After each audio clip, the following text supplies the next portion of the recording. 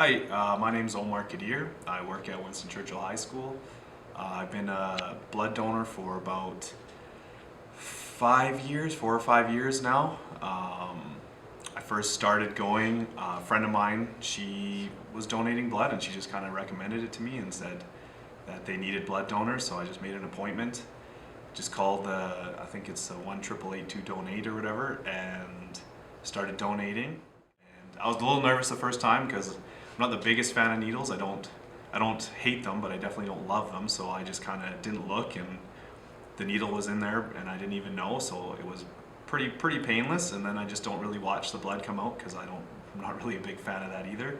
So I was nervous, but overall the whole experience was very good. They have a great staff over there, very friendly. I ended up knowing a few of the workers there too, so we just had conversation, and your mind isn't really thinking about donating blood, it's just kind of happening and you're just having a conversation. So it was pretty easy, and then ever since then it's easy. They just rebook you for your next appointment when you're eligible to give blood again.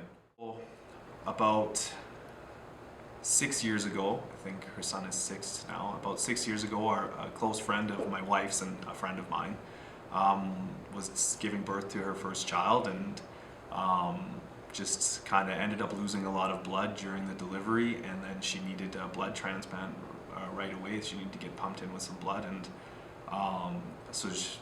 her husband was sharing the story with me, and just how kind of crazy the whole experience was, and how grateful they were that it was available, and she's healthy now. Everything's good, and it was just kind of a pretty intense experience for them. And when my wife and I first started talking about having kids, I guess it started to kind of come into my head, like, well, what if this happens to my wife or whatever, like, or one of our friends who are having kids and stuff. And I'm healthy, I guess. I mean, knock on wood, I stay healthy, and I'm able to do it, so I feel good about it, and hopefully that my donations will be used and help someone who needs the blood. So really the whole process is pretty short and pretty painless, and I usually go Friday afternoon. I'm done work and finish my work up at school, and then I go to my appointment, and then I'm on my way home. So it's a nice way to